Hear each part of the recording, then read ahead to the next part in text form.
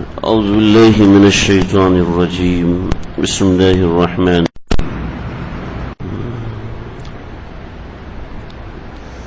إذ تلقونه بألسنتكم وتقولون بأفواهكم ما ليس لكم به علم وتحسبونه هينا وهو عند الله عظيم. سورة النور کی آیت نمبر 15, 16 اور 17 اور 18 ہے. اللہ رب العزت ارشاد فرما رہے ہیں اذ تلقونه بألسنتكم، جب وہ لوگ اپنی زبانوں سے ان باتوں کو کہہ رہے تھے اور اپنے منہ سے ان باتوں کو ادا کر رہے تھے. کون سی باتوں کو؟ ما لیس لکم بہ علم، جس کے بارے میں ان کو علم نہیں تھا. وتحسبونہ ہینا، اور تم سمجھ رہے تھے اس کو ایک بہت ہلکی قسم کی بات. وَهُوَ عِندَ اللَّهِ عَظِيمٌ، جبکہ وہ اللہ کے نزدیک بہت بڑی بات تھی.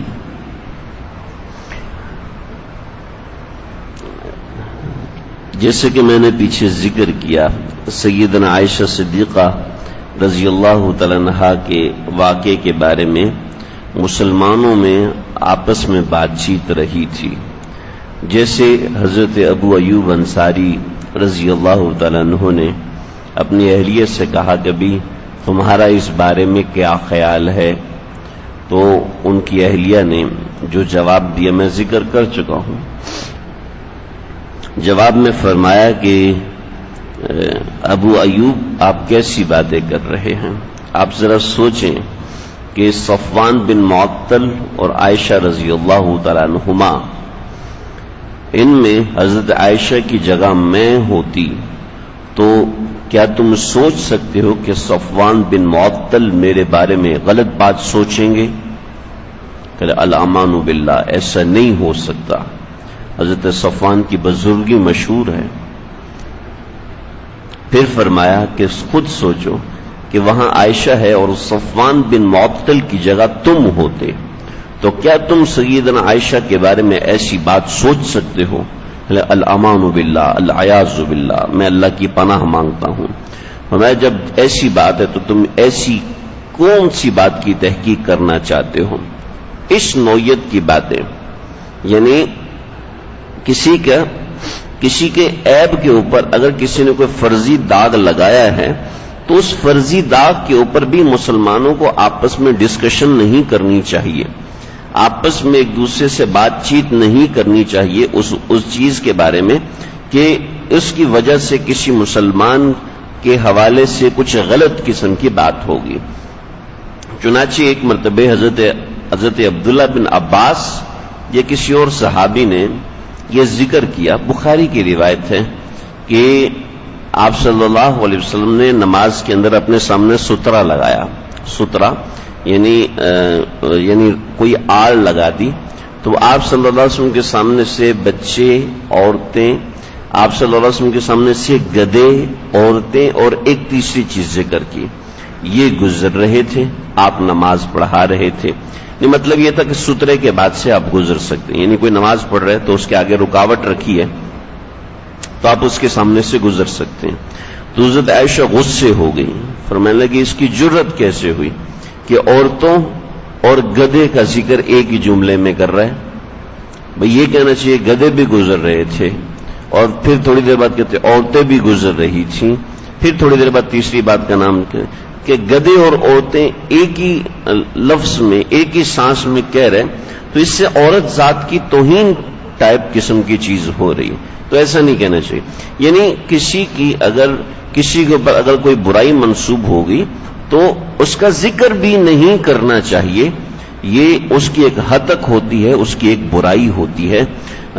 اگر کوئی قانون پڑھنے والا ہے تو وہ بہت اچھے سے اس کو سمجھ سکتا ہے کہ کسی تناظر میں آپ کسی کی بات اس طریقے سے کریں کہ اس میں اس کی بدنامی ہو، یہ درست نہیں ہے، قانونی طور پر بھی درست نہیں ہے.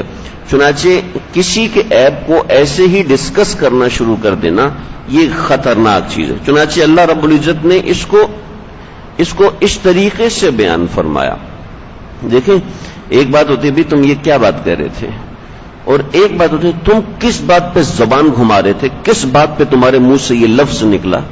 یعنی ایک تو تم یہ کیا بات کر رہے تھے، اور ایک اسی بات کو اللہ رب العزت دوسرے طریقے سے کہہ رہے ہیں کہ تم زبان، تمہاری جرت کیسے ہوئی زبان کھولنے کی، تمہارے منہ سے بات نکلی کیسے. تو دیکھیں یہ دوسرا لہجہ اس تلقونہ بألسنتکم، جب تم اپنی زبانیں اس بات پہ گھما رہے تھے، یہ لفظی ترجمہ کر رہا ہوں، اس تلقونہ، جب تم اپنی زبان سے ان باتوں کو کہہ رہے تھے، وتقولون بافواہکم، اور اپنے منہ سے وہ باتیں نکال رہے تھے.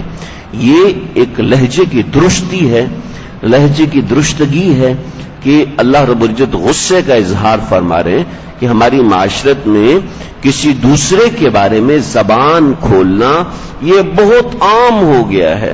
ہم کسی کے لیے بھی زبان کھول دیتے ہیں اور ہمیں وہ کیا لگتا ہے، ما لیس لکم بہ علم، ہمارے پاس اس کے بارے میں علم یقین نہیں ہوتا.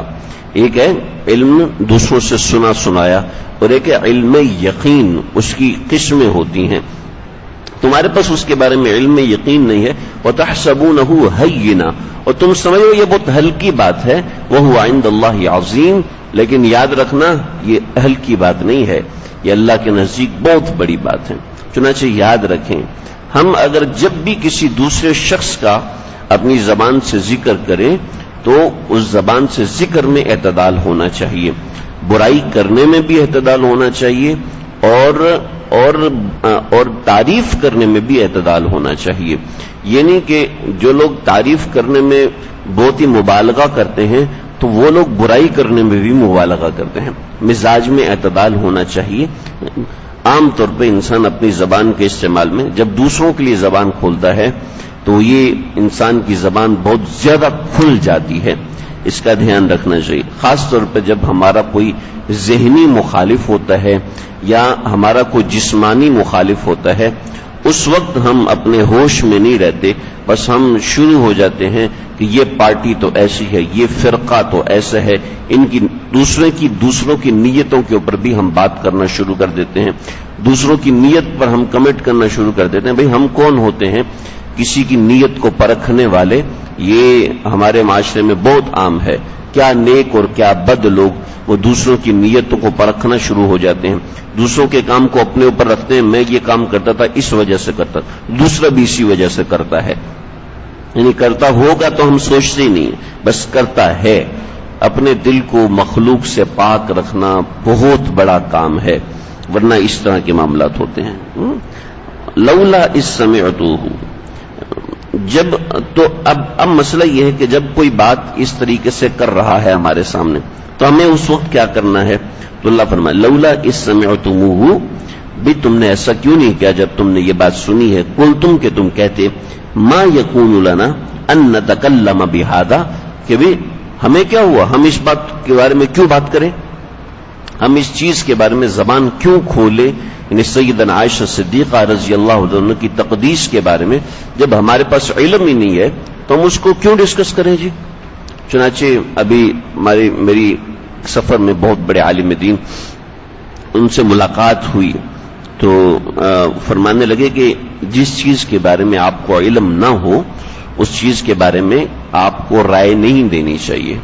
چنانچہ فرمانے لگے کہ چونکہ میرے رشتہ دار ہیں تو تھوڑی بے تکلفی، تو مجھے فرمانے لگے کہ تقریباً کئی سو علماء وہ میرے پاس انہوں نے رابطے کیے کہ چاند کے بارے میں جو ہمارے بڑے ہیں حضرت مفتی منیب الرحمان صاحب، انہوں نے یہ رائے دی ہے، آپ کی کیا رائے ہے؟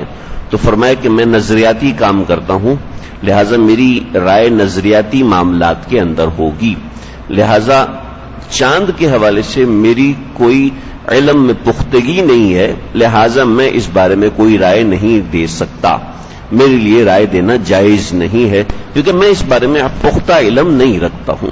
چنانچہ ہمارے ہاں یہ ہوتا ہے کہ ہمیں اگر تھوڑی سی بھنک پڑ جاتی ہے تو ہم فوراً رائے دینا شروع کر دیتے ہیں. یہ زبان کا استعمال بہت اہم ہے. آپ صلی اللہ علیہ وسلم نے فرمایا، اے ابو ذر، الا ادلکم علی امرین، میں تمہیں ایسی دو باتوں کے بارے میں نہ بتاؤں کہ خفیف مؤونتهما ثقيل اجرهما فوالذي نفس محمد بيده لم يأت الثقلين بمثلهما، کہ ایسے دو کام کہ جن کی محنت تو بہت تھوڑی ہے لیکن اجر ان کا بہت بڑا ہے.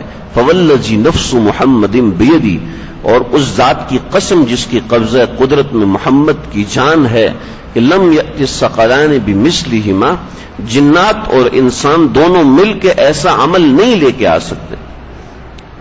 اجل یا رسول اللہ، جی یا رسول اللہ ضرور فرمائیے. تو آپ نے فرمایا خاموش رہنا، چپ رہنا، چپ رہنا اور اچھے اخلاق.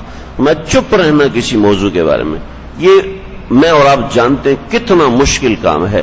جب کوئی نظریاتی طور پہ میرا مخالف ہے، جب کوئی ذہنی طور پہ میرا مخالف ہے، وہاں زبان بند کرنا بڑا مشکل ہوتا ہے، بڑا مشکل ہوتا ہے. یہ بڑے بڑے پھسل جاتے ہیں، بڑے بڑے بہک جاتے ہیں. تو ما یکون لنا ان نتکلم بہذا، بھئی ہمیں کیا ہوا، ہم اس کے بارے میں کیوں بات کریں. سبحانک ھذا بہتان عظیم، یہ بہت بڑا بہتان ہے، یہ بہت بڑا جھوٹ ہے. اللہ فرماتے ہیں یعظکم اللہ، اللہ تم کو نصیحت کرتے ہیں ان تعودوا لمثلہ ابدا، دوبارہ کبھی ایسا نہ کرنا. ان کنتم مومنین، اگر تم مومن ہو. یبین اللہ لکم الآیات، ایسی اللہ کھول کر آیات بیان فرماتے ہیں. واللہ علیم حکیم، اللہ تعالیٰ خوب جاننے والے ہیں اور خوب حکمتوں والے ہیں، اپنی حکمتوں سے ایسے معاملات کرتے ہیں. اللہ سمجھنے کی عمل کرنے کی توفیق عطا فرمائے.